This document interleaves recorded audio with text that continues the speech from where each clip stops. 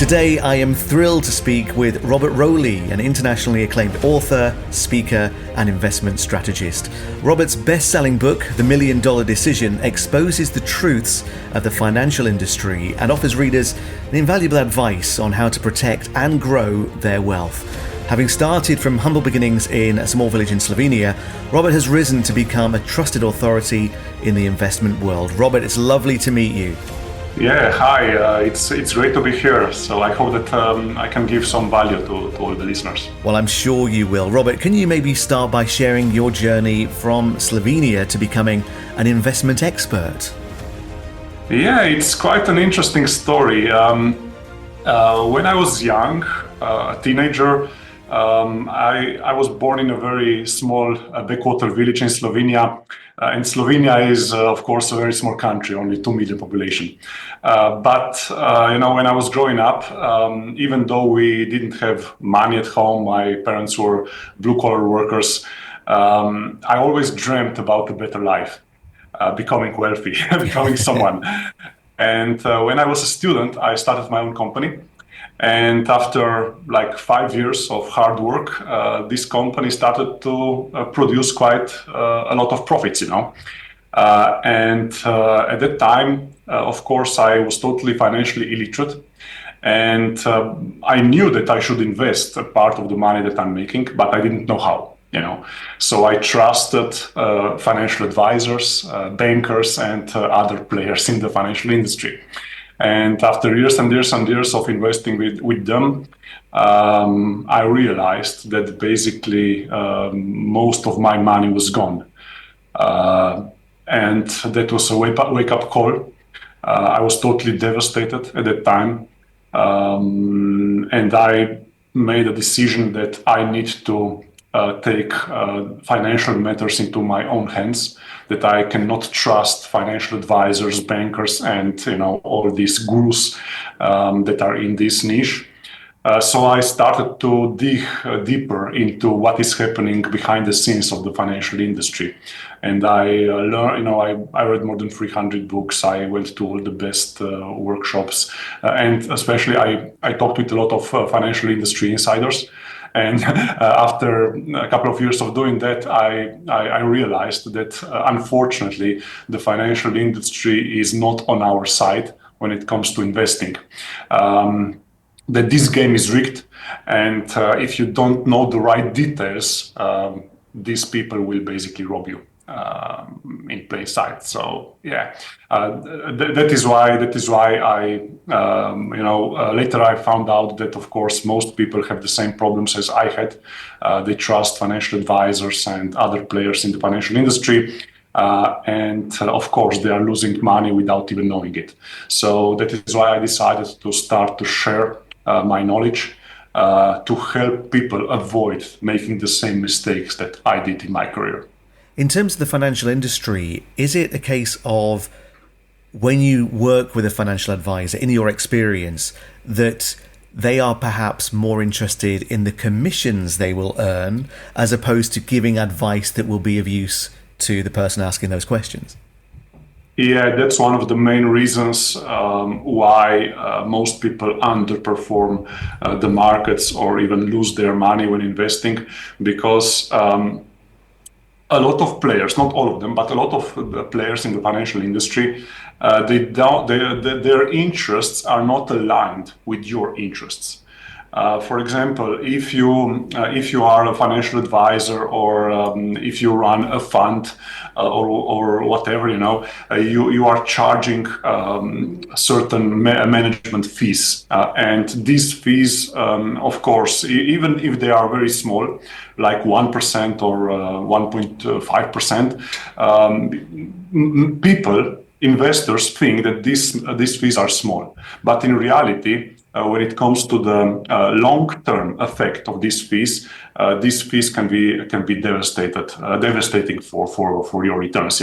So just by lowering these fees when investing, you can accumulate 2, 3, 4, 5 times more money over the long run compared to paying these fees.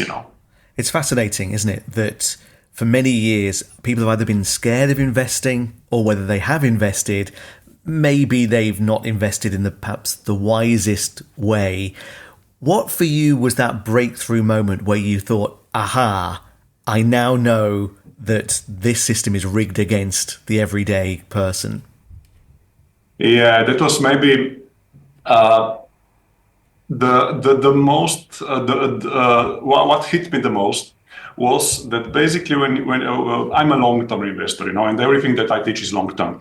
But there is a whole industry of short-term trading, short-term investing, day trading, swing trading, and so on. And basically, when you go into the details, when you look behind the scenes of that, you see that only brokers and people who are running these courses are making money when it comes to short-term trading. So this is really something that I experienced firsthand, because I was there. I was learning about short-term trading also and so on at one point in my career, and I visited the best courses and so on, and me and all of my fellow students there, nobody was making money, And when you realize that, and when you dig deeper and you see that basically this whole industry is totally rigged, then you know that it's a losing game. It's a game that you cannot win when it comes to short-term trading. So that is why I'm only doing long-term investing now, and very successfully. Do you think it's a little bit more like a casino for many people? They're gambling with their money when they go for financial advice. And what has been the reaction from the industry towards you, Robert, since you started to maybe pull back the curtain and show that things perhaps aren't always as they seem? Yeah, of course, a lot of these experts, who are in the short-term trading space don't like me, of course, but that comes with with everything that I do, so I cannot avoid it. The casino analogy is a very good analogy. But when it comes to short-term trading, it's even worse than going to casino. So there are certain studies that show that that much less people who conduct short-term trading are successful compared to going to casino. So basically, if you draw the line, it's much more profitable for you if you just regularly go to casino compared to short-term trading, And we all know that that going to casino, you will lose money mathematically. All the casinos know that. The CEOs of all the casinos, they will tell you there is no way that you will make money going to casino. So, but in the short-term trading space, it's even worse. Well, The $1 Million Decision is an amazing resource, an incredible book, and thank you for your time today to take us maybe into the book a little bit. For anybody who's not maybe read a copy yet, but you really should, particularly if you want to look after your money. But what should new investors do when they start their journey, Robert? What are the foundational steps that you think that everybody should take? So the first thing, of course, is to become financially literate, to understand what is investing, what are the financial assets that you can invest in, to understand what is the difference between high fee products and low fee products. Let me just give you an example here. Mutual funds or a lot of pension plans, they have high fees, compared to ETFs or index funds, which are low fee investing product. You are in both cases you are investing in big baskets of stocks, in global stocks. But you can choose. Will you pay small fees for that? And you will keep most of the returns, or will you pay high fees for that, and the financial industry will take most of the returns? So in the book, this is the main message of the book. If you lower the fees for your investments, you can make much more money. It's an incredible resource, as I say, and for anybody who's not read it yet, it really is worth picking up and just absorbing the great insights that Robert has shared. What are the most common investment misconceptions that you encounter frequently, Robert? What would you say they are? Well, definitely things about commissions and fees and short-term trading, like I already mentioned. But then there are, a lot of also people fall for a lot of scams. They trust wrong people. They open accounts with brokers that are not really there. There are a lot of criminal organizations, big criminal organizations, and their only business is scamming people. So there are a lot of brokers where you can open an account. They tell you, oh, we will trade with your money, we will give you great profits, and they even show you, when you're logging into your accounts, you see these huge profits and so on, but the money is not really there. This is all just virtual. And behind the scenes, they already stole your money. And then when you want to withdraw that money, they will tell you, oh, there are some problems, and you need to deposit some more money in order to withdraw your existing money. And of course, they will still also that money from you, and so on. So there are a lot of scams like this. Also in the crypto space, for example, when it comes to crypto, there are even more scams where there are all these meme coins and small tokens, and this investing field is basically filled with all scams and such things. So as an investor, you need to stay away from this. You need to only invest through regulated big brokers that are very safe, and even if they go out of business, nothing happens to your holdings because they have your holdings in separate accounts. If you are investing in crypto, you should only use big and reputable exchanges like Kraken, Coinbase, and similar. So you need to stay safe in this area, because if you lose, let's say, £10,000 by falling, for one of these scams, this is not just £10,000. If you have invested this £10,000 into, for example, ETFs, you would double your money in like 5 to 7 years. And then double it again in additional 5 to 7 years. So this is the thing, you don't only lose the 10,000, but you lose also all the future profits that you could have, by being scammed. Of course, and just for anybody who's not aware of what an ETF is, could you maybe just explain a little bit about that? Yeah, a good question. So when it comes to investing in the stock market historically has been the most profitable way or asset class to invest in. Okay, much more profitable than real estate, than gold, than bonds, and so on.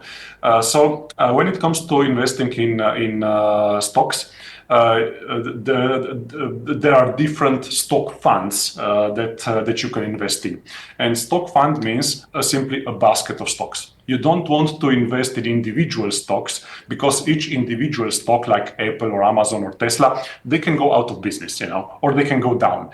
So it's very risky to invest in just a couple of individual stocks. And that is why most investors invest in large baskets of stocks, where you invest at one time, you invest in like 500 stocks.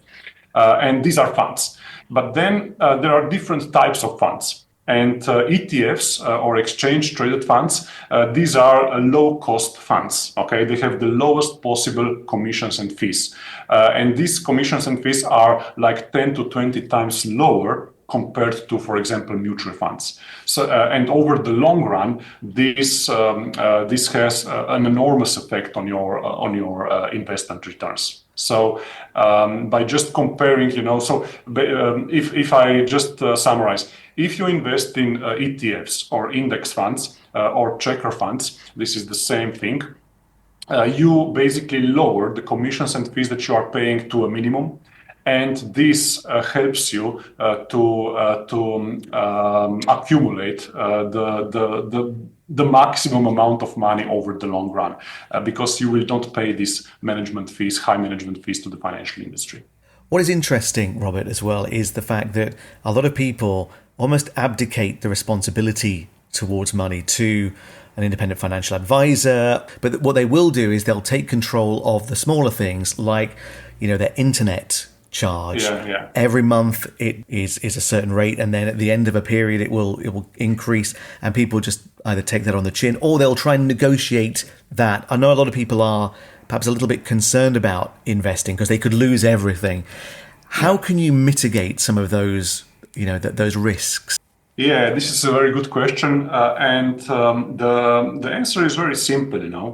Right now, if you are not investing, if you keep your money under the mattress or in your bank, the inflation will definitely eat away quite a lot of your purchasing power over time.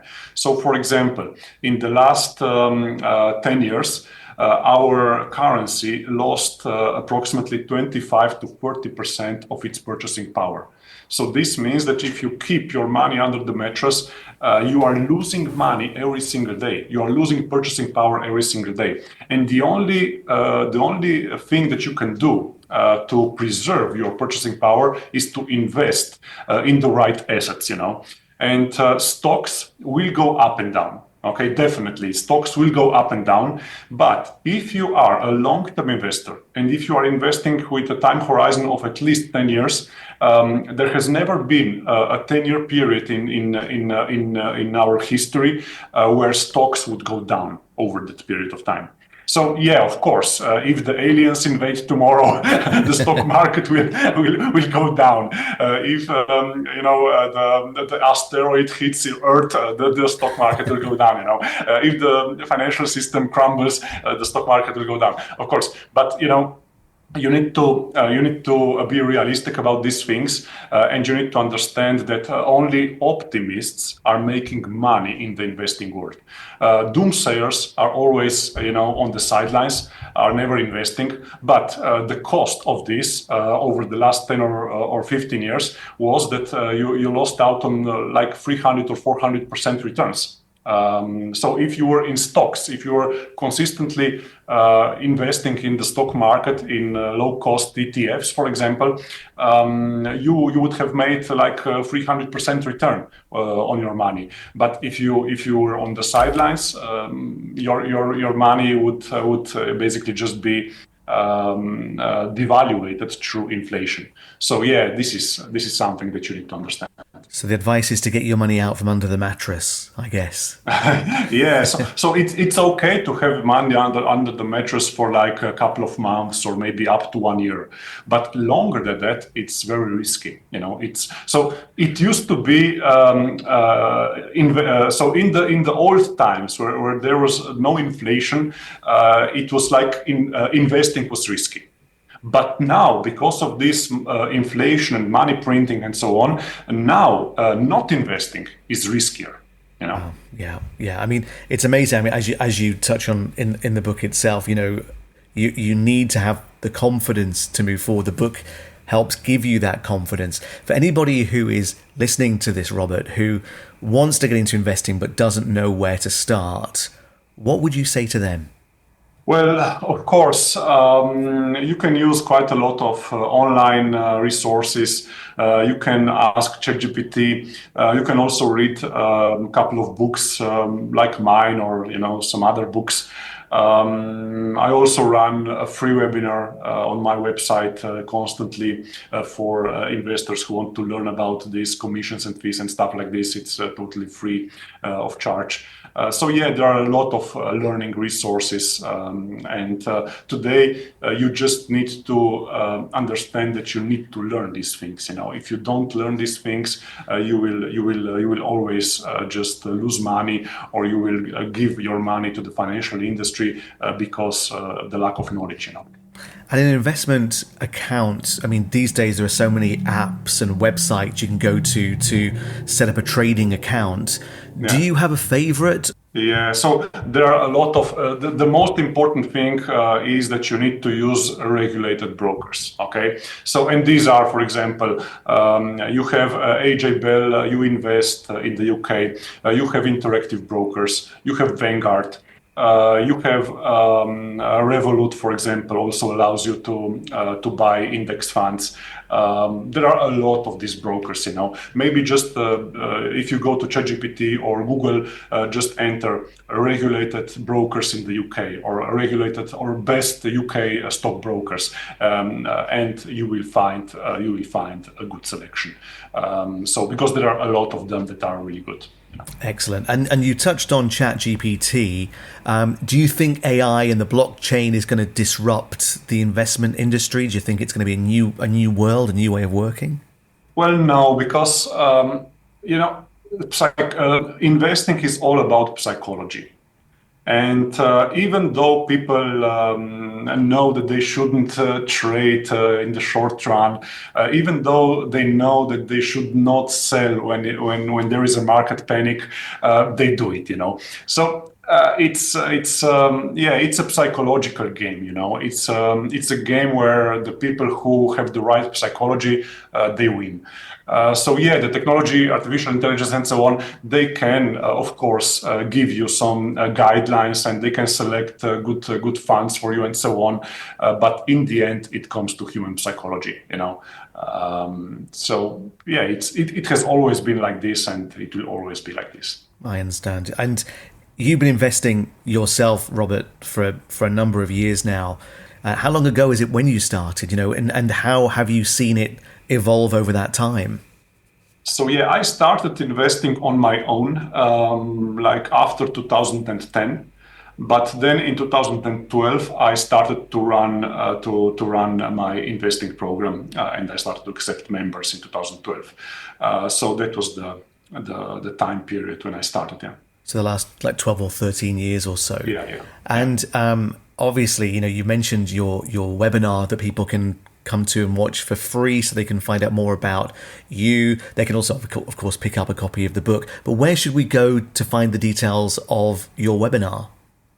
Yeah, so it's robertrolih.com. So my name and surname together.com, and you will see, you know, right at the top there will be like a free webinar and so on. And also I have a very good blog. There are a lot of free articles, really, you know, interesting ones. You do share a lot of resources, Robert. The book itself is incredible. It comes with my highest recommendation. I must join your webinar to take a look at the webinar as well. But no, that's great. And just for anybody who is listening to this who would like to find out more, Robert's name, do you want to spell it out for us, Robert, just so anybody can come along to your website? Yeah, so it's Robert and then Rolih. So yeah, it's a difficult surname to spell, but it's Rolih. Perfect. And that's robertrolih.com. Yeah. Perfect.